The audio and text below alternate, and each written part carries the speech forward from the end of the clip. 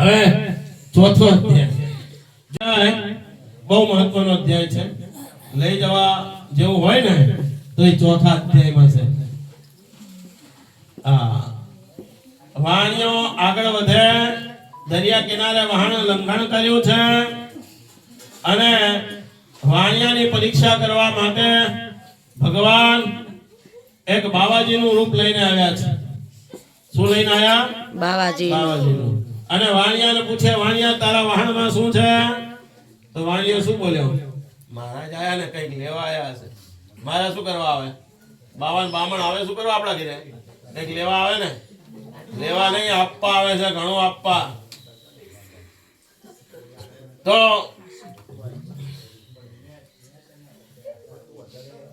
વાણિયાએ કહ્યું, મહારાજ તમે લેવા આવ્યા, પણ મારા વહાણમાં તો વેલા ને પાંદડા ભરેલા છે, બીજું કઈ છે?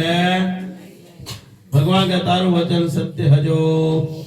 ભગવાન તો આખા દરિયા કિનારે જઈને બેઠા. વાણિયા ભાઈ પોતાનું નિત્ય કર્મ પરવારી અને જ્યાં આવ્યા તો વહાણ દરિયામાં તરવા લાગ્યો, વેલા ને પાંદડા. એકદમ ભણ પર પડી ગયો, રડવા લાગ્યો, માથા પછાડવા લાગ્યો. પેલો જમાઈ કે ઓલા બાવાજી આયા હતા ને, એ આપણને સાપ આપતા ગયા, હાલો આપણે અહીંયા જાય. અહીંયા આયા, દંડવત પ્રણામ કર્યા. હે મહારાજ, હું તમને ઓળખી શક્યો નહીં. ખૂબ રડ્યો. ભગવાન કે વાણિયા, એક તો તું મારી કથા ભૂલી ગયો છે અને આજ પાછું જુઠ્ઠું બોલ્યો. એટલે શાસ્ત્રોમાં લખ્યું છે કે બોલવાનું હારો રાખો. આપણા ઘરે મહારાજ આવે ને, મહારાજ તોલા લેવા આવે, ખબર? પેલા તોલા આપતા ઘેડિયાઓ, હવે તો ટોલા થઈ ગયા, તોલા ગયા. કેમ? મહારાજ તમે આયા તોલો લેવા, પણ આ વર્ષે તો કઈ પાક્યો. આવું બોલીએ છે ને આપણે. ગાંગરના ઢગલા હોય, એરંડાના ભર્યા હોય, ટમેટી થઈ હોય, આ બધું હોય, તો આપણે મહારાજને શું કહીએ? મહારાજ કઈ પાક્યો નહીં. પેલા ખેડિયાઓ છે ને, ખરા કરતા, ખબર? ખરામાંથી જ ભાગ આપી દેતા.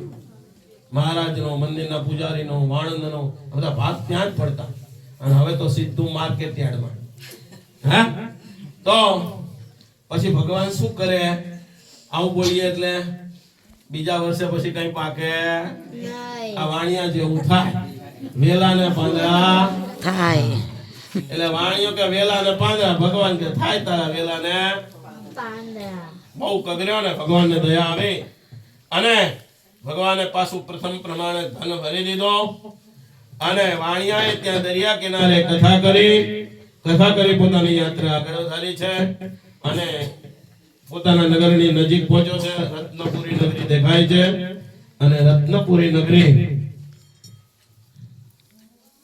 જોતા જ વાણિયો રાજી થઈ ગયો. એના માણસને, એના નોકરને મોકલ્યો કે જાઓ, અમારા આવેલા સમાચાર આપો, અમે ઘેર આવીએ છીએ. દરિયાઈ માર્ગે બે વહાણ ભરી અને સસરોને જમાઈ આવતા હતા. પેલો નોકર આગળ જઈ, જો પેલા ફોન નતા, જો ફોન હોત ને તો ટેલિફોન કરતા આટલે પહોંચે. ફોન હતા નહીં અને ઘડિયાઓને ખબર છે માણા મોકલવો પડતો. એટલે એ માણસ આગળ જઈ અને સમાચાર આપ્યા કે વાણિયા ભાઈ ઘણું બધું ધન કમાઈ અને આવી રહ્યા છે. બરોબર એ સમયે કલાવતી અને લીલાવતી સત્યનારાયણ ભગવાનની કથા કરતા હતા. બામણ કથા કરે, પેલા ભાઈ આવીને સમાચાર આપ્યા કે તમારો સ્વામી ઘણું ધન કમાઈને આવે છે. એટલે લીલાવતી ઊભી થઈ ગઈ. કલાવતી કહે છે, તું આ પૂજા પૂરી કરીને આવજે, હું તારા બાપને મળવા જાઉં છું, તું જલ્દી પાસે આવજે. હવે માં ગઈ અને દીકરી ચાલી રહે.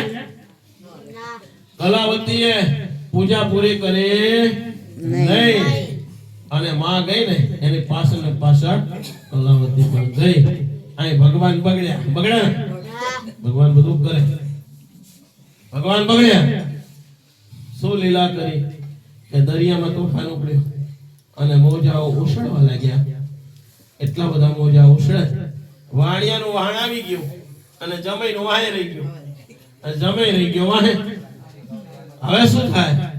જમાઈને એમ થઈ ગયું કે હવે આગળ વધીશ તો વાહન ડૂબી જશે. એટલે નાનો બેટ હતો ને ત્યાં એને મુકામ કરી દીધો કે આ તોફાન હમાઈ જાય પછી આગળ વધવું. હવે વાણિયો કિનારે આવી ગયો, ત્યાં પેલી લીલાવતી મળવા આવી, કલાવતી મળવા આવી અને જોયું કે દરિયામાં તોફાન ઉપડ્યો. આ દરિયામાં તોફાન ઉપડ્યો. હવે જમાઈ આમાં જીવે આપણું વાહન ડૂબી જ ગયું હોય નક્કી કરી લીધું. વાણિયો રડે, લીલાવતી રડે, કલાવતી તો માથા પીસાડે. હવે મારે જીવીને શું કરવાનું? મારો આદમી મરી ગયો. હવે એ વખતે સતી થવાનો રિવાજ. કલાવતી કે સતી થઈ જાઉં એટલે એને તો લાકડાની ચિંતા કરી અને સતી થવા તૈયાર થઈ ગઈ. હવે વાણિયો ગભરાયો. ભગવાન સત્યનારાયણને પુકાર કર્યો કે હે પ્રભુ, મારી કોઈ ભૂલ હોય, સતી હોય તો મને માફ કરી દે, મને આમાં રસ્તો બતાવ. ત્યારે આકાશવાણી થઈ. પહેલા થતી આકાશવાણી, હવે આકાશવાણી થતી આ બધી ડબલામ પૂરી દીધી. જો અમેરિકા બેઠા બેઠા વાત કરે, આની કથા અમેરિકા સાંભળે. હે આકાશવાણી બધી મોબાઈલમાં જતી રહી. આકાશવાણી થઈ તારી દીકરી એ પૂજા કરી પણ પૂરી કરી નહીં, અધૂરી પૂજામાં ઊભી થઈ ગઈ. એટલે ઘરે જઈને પૂજા કરીને આવશે, એના સ્વામીને જોશે, લગારે સંદેહ માનીશ નહીં. કલાવતી દોડતી ઘેર આવી, કથાને પૂરી કરી, પ્રસાદ લીધો, બ્રાહ્મણોને આપ્યો, બધા સગાવાલા બેઠા હતા એમને પણ વિદાય કરી, કથાને પૂર્ણ કરીને પાછી કલાવતી આવી. એટલામાં દરિયામાં તોફાન હમાઈ ગયું અને પેલા જમાઈને સાચો રસ્તો મળી ગયો. કલાવતીનો જે વર હતો એ કિનારે આવી ગયો. વાણિયા રાજી થયા. કલાવતી કે પિતાજી હવે જલ્દી ઘેર પધારો. બધા ઘેર આવ્યા અને ઘેર આવી દરેક સંક્રાંતિમાં કથા કરે. તો કોઈ પણ પૂજા પાઠ હોય તો અધૂરા મૂકવા નહીં. આપણે વ્યાલી બસમાં જવું હોય ને પૂજાનો જ કાપ થાય. હા તો અને ભગવાન બધું કરે. ભગવાન એવી લીલા કરે ને, અત્યારે બધું અહીં હલવા માંડે તો એક એક ઉભા રહે. કોઈ શીરો લેવા રહે, મારા તો શીરો પકડો પકડે અને વરસાદ પડે ને તોય ભાગે. તો ભગવાનની લીલા છે આ બધી. ચોથો અધ્યાય બહુ મહત્વનો છે, ઘણું બધું શીખવા મળ્યું છે.